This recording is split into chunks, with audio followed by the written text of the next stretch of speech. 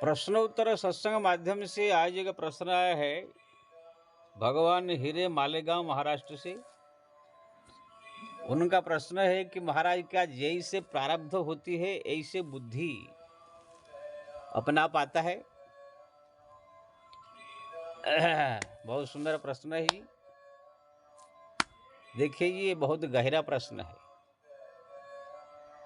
प्रारब्ध जैसे होती है ऐसे ही बुद्धि आता है। अगर ऐसे तो आप सोच लेंगे सब बुद्धि प्रारब्ध से आएगी, तो ऐसे नहीं है। ये बड़ा गूढ़ रहस्य, इसको बढ़िया से समझना पड़ेगा। प्रारब्ध में अगर आप जैसे कर्म आपने किया इसी जन्म में, अगर उसका प्रतिकार आपने इसी जन्म में नहीं किया तो फिर अगले जन्म में जाकर प्रारब्ध बनता है। अगर कोई पाप कर्म किया लेकिन जीवन रहते हुए पाप मिटाने के लिए कोशिश नहीं किया तो अगले जन्म में वो प्रारब्ध बन के आएगा। जैसे किसी से आपने ऋण ले लिया, ऋण चुकाया नहीं है तो फिर आपको बाद में उसको चुकाना ही पड़ेगा।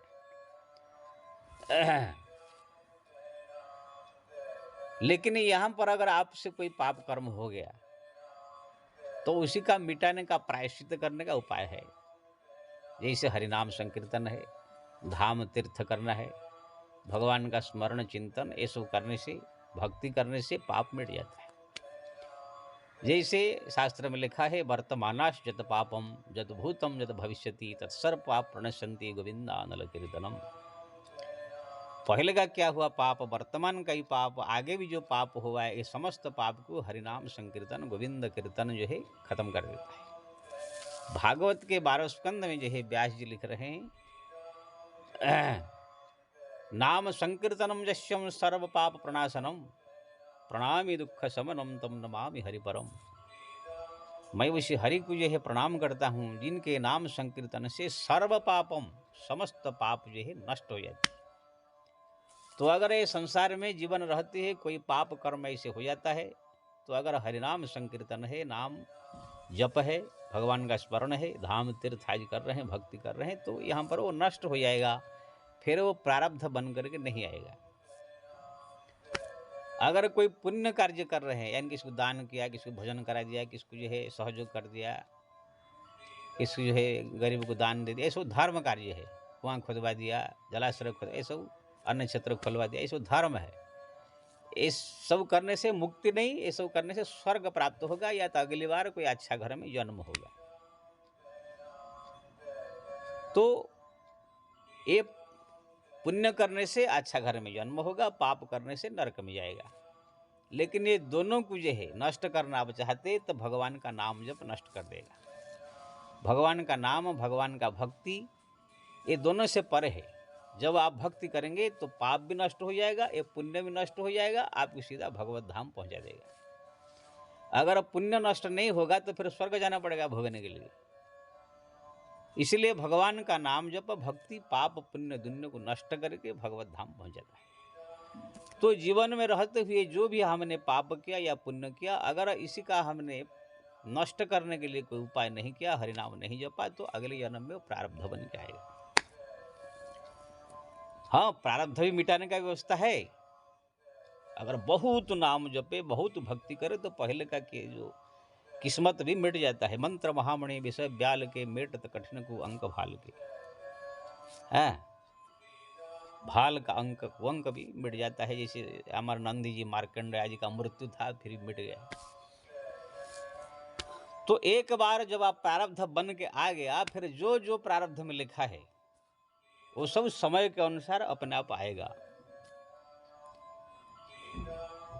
आप कितना भी कोशिश करो, सांसारिक कोशिश, वो अपने आप वैसे बुद्धि, ऐसे बुद्धि देने वाले मिल जाएंगे, ऐसे रास्ते पर आप चले जाओगे, अपने आप ऐसे आप घटना घट जाएगी, चाहे अच्छा हो चाहे बुरा हो। इसलिए तुलसिदास जी ने लिखा रामायण में, जैसे तुलसी भव्य भव्यता तैसे ही मिले सहाय, ताए ले जाई ताहे पहे ताहे तहाँ ले आई। अगर आपको एक्सटेंड होना है, मान लीजिए अमक जगह पर आपका मृत्यु लिखा है, इसे किस्मत में लिख दिया है, तो या तो आप जहाँ पर घर बैठे वहाँ एक्सटेंड हो जाएगा, या तो जहाँ पर एक्सटेंड होने वाला है आप वहाँ पहुँच जाओगे। ताई तहाँ ले जाई। आपको सांप डसने का अगर लिखा है तो सांप के पास जहाँ पर रहते वहाँ आप पहुँच जाओगे, या तो सांप आपके घर में पहुँच जाएगा। तेईस से आपको धनी बनने का अगर लिखा है कि धन बहुत सारे मिलेगा, तो आपने आप जहाँ पर धन बहुत जो है हो वहाँ पर आप पहुँच जाओगे, या तो कोई धनी आपके पास पहुँच जाएगा, आपको दे देगा। ये दोनों में से कोई एक होगा। तो जिस प्रकार की आपका प्रारब्ध उसी प्रकार बुद्धि आपको अपना आप ही मिलेगा। लेकिन ध्यान रहे, प्रारब्ध में सब लिखा है, क्या लिखा है क्या नहीं लिखा है आप जानते नहीं, वो खाली भगवान ही जानते। प्रारब्ध में सब लिखा नहीं रहता है कि तुम संत बनोगे कि नहीं, तुम भक्त बनोगे कि नहीं, तुम गरीब बनोगे कि नहीं, तुम धन बनोगे, तुमको बीमारी होगी कि नहीं, ये सब चीज लिखा नहीं रहता है। कुछ चीज लिखा रहता है, कुछ लिखा नहीं रहता। यही से उदाहरण, कोई डॉक्टर के पास कोई बीमार आदमी गया, डॉक्टर ने चेक किया ये बीमारी आपको है, तो डॉक्टर ने कहा देखो भाई ये दवाई लो खाओ, लेकिन एक तेल मिर्चा खटाई नहीं खाना, सेव केला अंगूर नाशपाती ये बहुत ज्यादा खाना। तो तेल मिर्चा खटाई के बारे जो मना किया है, तो एक कोशिश करे तो भी नहीं मिलेगा। लेकिन एक फल फूल के बारे में जो डॉक्टर कहा खाने के लिए, तो आप बिना प्रयास से घर वाले ला के देंगे। ऐसे ही जो है किस्मत में जो लिख दिया है ब्रह्मा जी ने, आपको बिना प्रयास में वो अपना पाएगा। अगर कुछ लिखा ये बनना है तो अपना आप बनेंगे, नहीं है तो आप कोशिश करो तो भी नहीं होगा। लेकिन कुछ चीज के बारे में डॉक्टर ने कुछ नहीं कहा, जैसे तेल मिर्चा खटाई को मना किया, फल फूल के बारे में खाने को कहा। ये दोनों जो है, जो नहीं लिखा, जो मना किया, वो कोशिश करो तभी नहीं मिलेगा। जो खाने के लिए कहा अपने आप घर वाले लेंगे, आपको कोशिश करना नहीं पड़ेगा। लेकिन रसगुल्ला गुलाब जामुन खीर पूड़ी के बारे में डॉक्टर कुछ भी नहीं कहा ये खाना चाहिए या नहीं खाना चाहिए। तो ये आपके किस्मत में, मतलब इसके बारे में कुछ भी नहीं लिखा है। तो ये आप अपना कोशिश पुरुषार्थ है इसको कहते हैं, कर्म करके आप इसको प्राप्त कर सकते हैं कि ना। ये आपको मिलेगा भी नहीं लिखा है, नहीं मिलेगा भी नहीं लिखा है। जैसे डॉक्टर ने कहा ये पूरी खीर और हलवा खाना चाहिए या नहीं खाना चाहिए, कुछ भी नहीं मना नहीं किया कि हाँ भी नहीं किया।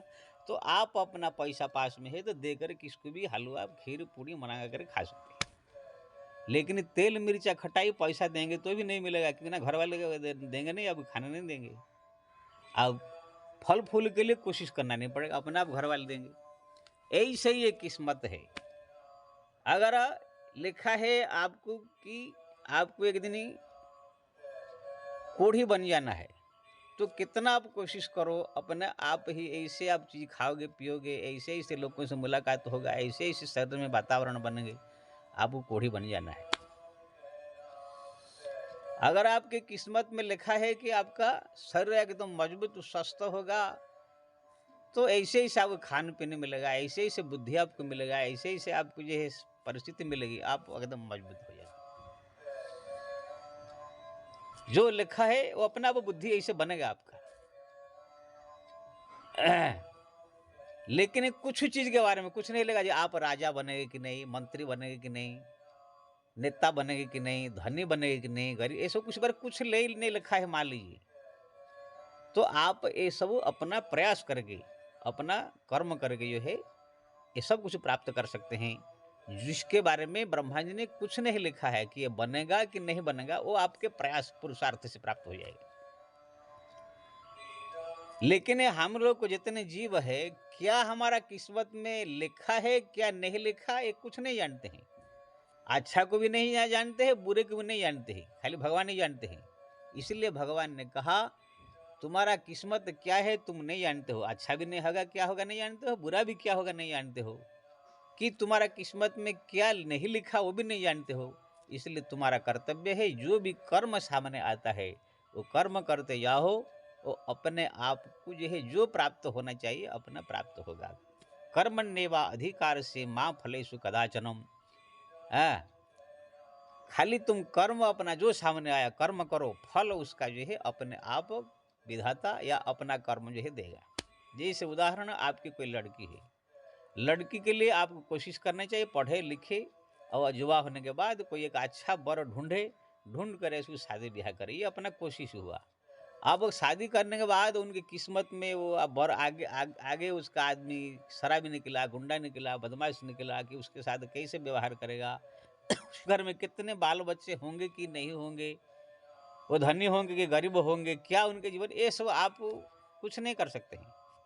आपका कर्तव्य खाली अच्छा एक वर ढूंढ करके विवाह करा देना। ऐसे ही लड़का के लिए पढ़ाया लिखाया आपका कर्तव्य, क्या नौकरी मिलेगा नहीं मिलेगा, कलेक्टर बनेगा कि इंजीनियर बनेगा, वो आप नहीं जानते हैं।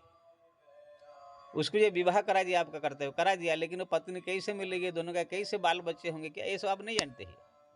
अपना जो भी सामान्य कर्तव्य आता है वो कर्तव्य कर्म को जो है सच्चाई से ईमानदारी से अपने करते रहना चाहिए, परिणाम भगवान के ऊपर छोड़ देने का।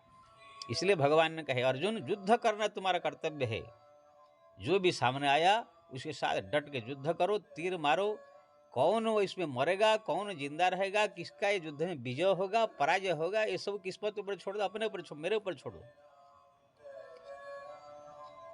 अभी से तुम सोच के मर परेशान में हम जय होंगे कि विजय होंगे, नहीं, अपना कर्तव्य कर्म करते जाओ, भगवान के नाम जप के, भगवान की भक्ति करते हुए उनके ऊपर छोड़ करके अपना कर्तव्य कर्म करते जाओ। हाँ, अगर आपका भक्ति बढ़ने लगेगा तो भगवान भी अपने आप ही भक्त को अगर देखते हैं कि इनका किस्मत में बहुत खराब चीज़ लिखा है, तो भगवान अपने शक्ति से भी अपने भक्त को जो है वो खराब काम से भी बचा देते हैं। आएगा वो परिस्थिति, लेकिन उसको प्रभावित नहीं करेगा। जैसे लिखा है कुछ ऐसे बीमारी आने वाला है तो आएगा जरूर, लेकिन भगवान की कृपा से आएगा, ऐसे जाएगा। कुछ दुर्घटना होने वाली हो तो दुर्घटना आएगा, लेकिन भगवान की कृपा से बाल बाल बच जाएगा, अगर भक्ति प्रबल है तो। अगर भगवान के हाथ उसमें नहीं है, भक्ति नहीं है, तो फिर जो होना चाहिए घटना घट जाएगा। तो आपने पूछा क्या जैसे प्रारब्ध होता है ऐसे बुद्धि, हाँ, जैसे अगर तुम्हारा प्रारब्ध में कुछ लिखा है ऐसे ऐसे ऐसे बनना है तो बुद्धि उसी प्रकार बनेगा।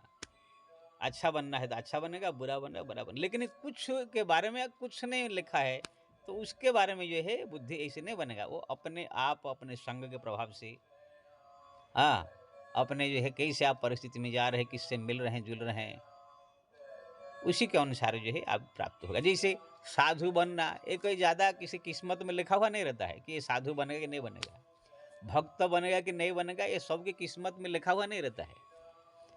ज़्यादा करके सुखी होगा कि दुखी होगा, धनी होगा कि गरीब होगा, बीमार होगा कि स्वस्थ रहेगा, बड़े बड़े जो दुख सुख है ये सब के बारे में लिखा रहता है। साधु बनेगा कि नहीं बनेगा ये सामान्य जनता के लिए लिखा नहीं रहता है।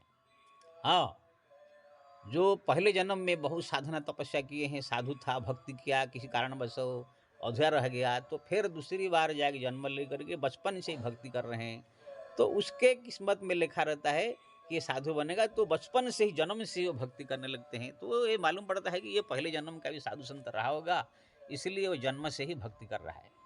बाकी आम जनता जो 8 साल 10 साल 15-20 साल के बाद जाकर सत्संग करते करते थोड़ा मोड़ा भक्ति कर रहे हैं, तो वो लोग की किस्मत में ये भक्त बनेगा कि संत बनेगा लिखा हुआ नहीं रहता है।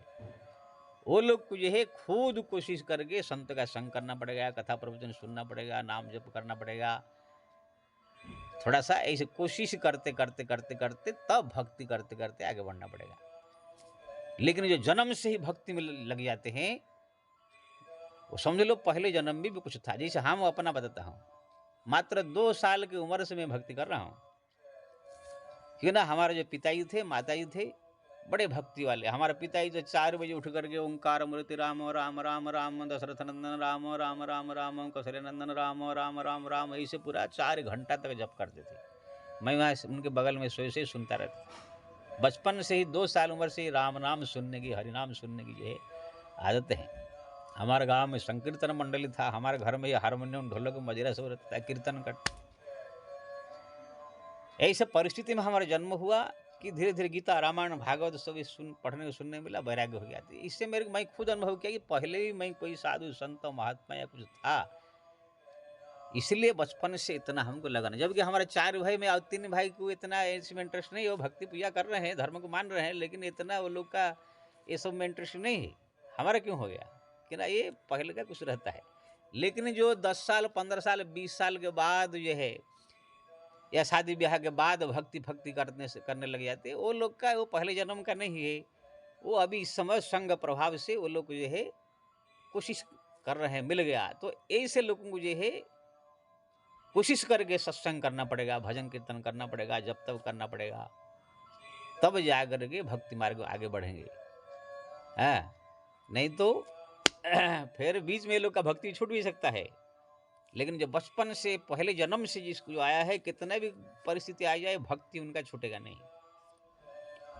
लेकिन जो 10 15 20 साल 25 साल के बाद जो है शुरू करते हैं जन्म से, वो लोग को असंग के प्रभाव से भक्ति उनका ज़्यादा बढ़ जाएगा, कहीं कम हो जाएगा, कभी बढ़ जाएगा, कभी घट जाएगा, कभी बढ़ जाएगा, कभी घट जाएगा, है ना।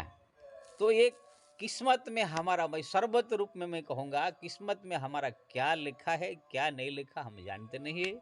हमारा कर्तव्य है जो कर्म सामने आया करने का, भक्ति करने के लिए प्रयास करने का, नाम जपने प्रयास करने का, भगवान के चिंतन भजन कथा सत्संग जप तप ये सब करते रहने का, धाम तीर्थ आदि करते रहने का, भगवान का भक्ति जितना उसे बढ़ाते रहने का, भगवान से प्रार्थना करते रहने का, प्रभु कि मेरा बुद्धि जो है भक्तिमय हो, धर्ममय हो, भजनमय हो, भक्तिमय हो, ऐसे प्रार्थना करने का। किस्मत में जो हो भगवान प्रार्थना अगर हम करेंगे, भगवत कृपा हो गई तो किस्मत भी भगवान बदल देते हैं। इसलिए हम लोग को इतना सोचने की जरूरत नहीं है किस्मत में क्या होगा क्या नहीं होगा। हम खाली भगवान का नाम जप, स्मरण, चिंतन, भक्ति, पूजा पाठ करनी चाहिए। जो कर्तव्य सामने हमारा है वो कर्तव्य को यही पूरा करते हुए, भक्ति करते हुए आगे बढ़ना चाहिए। जय श्री राम।